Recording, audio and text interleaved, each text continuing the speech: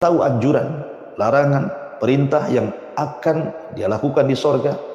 Di luar sana iblis yang sudah terusir dari sorga tidak senang dengan keberadaan Adam di sorga.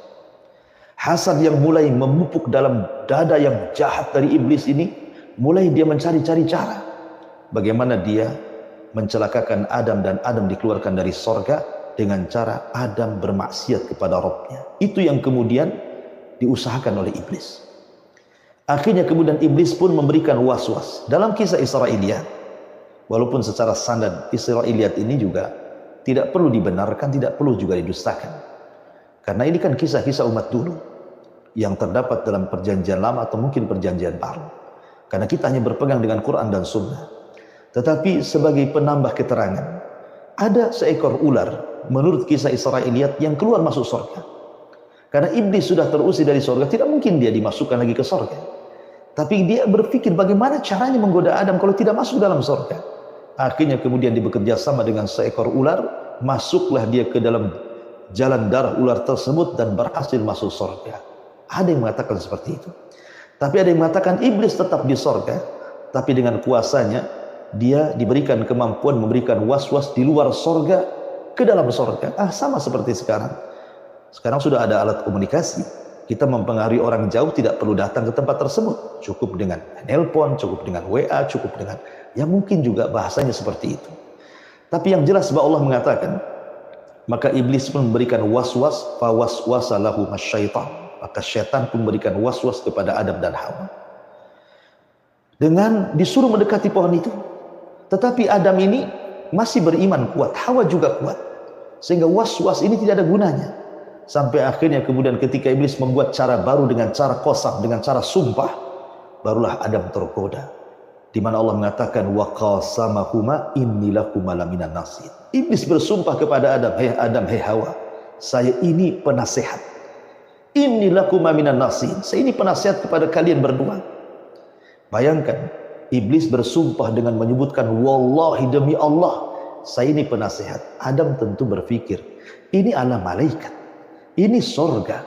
Tidak mungkin ada makhluk bersumpah untuk perkara dusta. Tetapi iblis memang niatnya jahat. Dia bersumpah mengelabui Adam dengan bersumpah kepada Allah dan mengatakan demi Allah saya ini seorang penasehat. Sementara Adam tidak ada curiga. Dia bersumpah di alam malaikat, di alam sorga. Tidak mungkin orang bersumpah untuk kedustaan. Akhirnya dari situlah iblis pun berhasil menggoda Adam setelah memberikan was-was, dikuatkan dengan sumpah. Akhirnya Adam pun mulai mendekati pohon tersebut.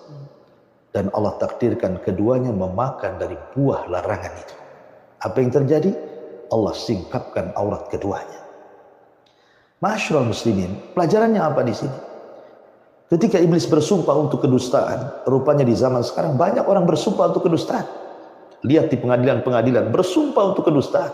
Lihat di pasar-pasar orang yang berjualan itu terkadang untuk melariskan dagangan, dia rela mengatakan wallahi wallahi demi Allah, ini dagangan bagus, ini dagangan murah, dari sana segini. Pokoknya banyak di masyarakat ketika meyakinkan seseorang dari kedustaannya pasti bersumpah atas nama Allah.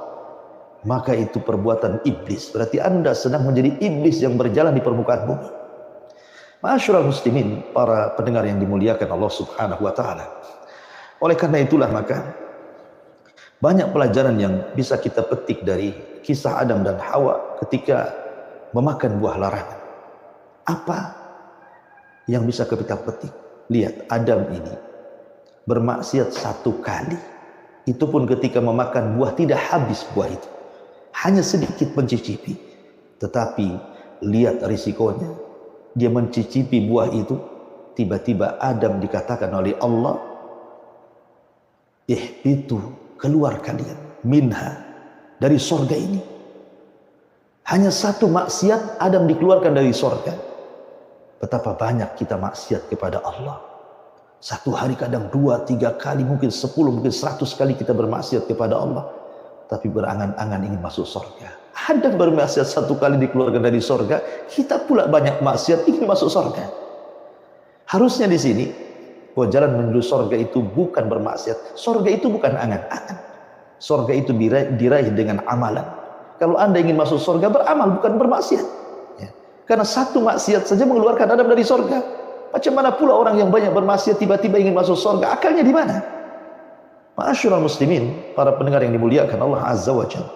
Ketika Adam betul-betul memakan buah larangan, tapi ada yang mengatakan dalam cerita Israiliyat juga, Hawa berhasil memakan semuanya. Sebab itulah Hawa akhirnya diuji dengan mengeluarkan darah haid. Sebabkan dia memakan buah larangan itu, Allah uji setiap bulan Hawa mengeluarkan darah haid. Dan itu akan menjadi darah kebiasaan yang keluar dari seluruh wanita-wanita keturunan Hawa. Tetapi Adam ketika memakan, ketika sampai di tenggorokan dia teringat itu larangan Allah. Akhirnya kemudian buah itu tersimpan di tenggorokannya. Makanya dalam setiap laki-laki di tenggorokan mesti ada benjolan. Ya hulkum bahasa kitanya. Itu gara-gara keselak Adam di situ ingat soal larangan tadi. Ya. Oleh karena itulah maka ini sebuah pelajaran bagi kita, maksiat apapun pasti ada pengaruh buruk. Tidak ada satupun maksiat pasti berpengaruh keburukan. Karena setiap larangan itu ada madaratnya, setiap perintah itu ada maslahatnya. Maka siapapun yang bermaksiat, maka maksiat itu akan mempengaruhi. Lihat para ulama dulu. Gara-gara satu maksiat tidak khusyuk 40 hari dia beribadah. Gara-gara dia maksiat, dia tidak khusyuk untuk bertalabul ilmi. Tetapi karena kita terlampau banyak maksiat, terkadang solat kita tidak peduli apa khusyuk atau tidak khusyuk. Dalam solatnya saja sudah bermaksiat kita. Apalagi maksiat di luar solat. Padahal solat sendiri adalah tanha anil fahsya'i wal munkar, mencegah perbuatan fahsya. Perbuatan fahsya itu artinya ucapan kotor. Munkar itu artinya perbuatan fasik. Harusnya orang yang solat itu santun ucapannya.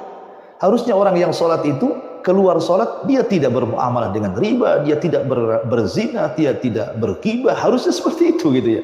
Tapi ini solatnya tidak berpengaruh. Kenapa? Jangan salahkan solatnya, salahkan kita yang solatnya tidak sungguhan. Kalau seandainya wudhu kita benar, kemudian solat kita khusyuk, kemudian memang kita menghadirkan niat untuk berubah, dalam solat itu ada kata-kata ihdinas siratal mustaqim. 17 kali kita membaca ihdinas siratal mustaqim dalam solat. Artinya apa? Ya Allah, berikan petunjuk kepadaku. Kalau dia betul-betul meminta petunjuk dalam sehari 17 kali, tidak mungkin Allah tidak kasih petunjuk. Tapi kita terkadang membaca itu main-main. Dia tidak pernah serius membaca itu. Makanya petunjuk tidak pernah hadir. Jadi solat di luar solat sama saja. Ya. Oleh karena itulah maka jangan pernah bermaksiat. Karena maksiat ini pengaruhnya besar dalam kehidupan. Ma'asyiral muslimin, para pendengar yang dimuliakan Allah Azza wa Jalla. Intinya akhirnya Allah Subhanahu wa taala turunkan Adam, Allah turunkan Hawa, Allah turunkan iblis ke bumi. Ada yang mengatakan Adam diturunkan di India, di Sri Lanka, ada yang mengatakan Hawa diturunkan di Jeddah, ada yang mengatakan iblis diturunkan di lautan, makanya istana di tengah lautan. Maka sejak itulah 3 makhluk yang Allah ciptakan ini saling bermusuhan satu dengan yang lainnya. Adam musuhnya iblis, Hawa musuhnya iblis. Iblis musuhnya Adam dan Hawa. Artinya iblis punya 2 musuh, sementara Adam dan Hawa punya 1 musuh. Makanya kenapa iblis selalu menggoda, kalau tidak jalur laki-laki maka jalur perempuan. Suaminya tidak bisa digoda, istrinya bisa digoda. Betapa banyak suami yang istiqomah menjadi jahat gara-gara istrinya. Saya contohkan saja. Suami hak kepada orang tua tidak terputus dengan menikah.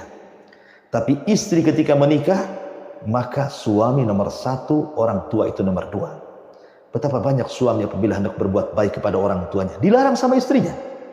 Ya, dilarang sama istrinya. Jangan kau kirim bang ke orang tuamu. Kita masih kurang, kita masih begini, kita masih begitu. Artinya iblis kalau tidak bisa menggoda di suaminya, pasti dari jalur istrinya. Karena dia musuh.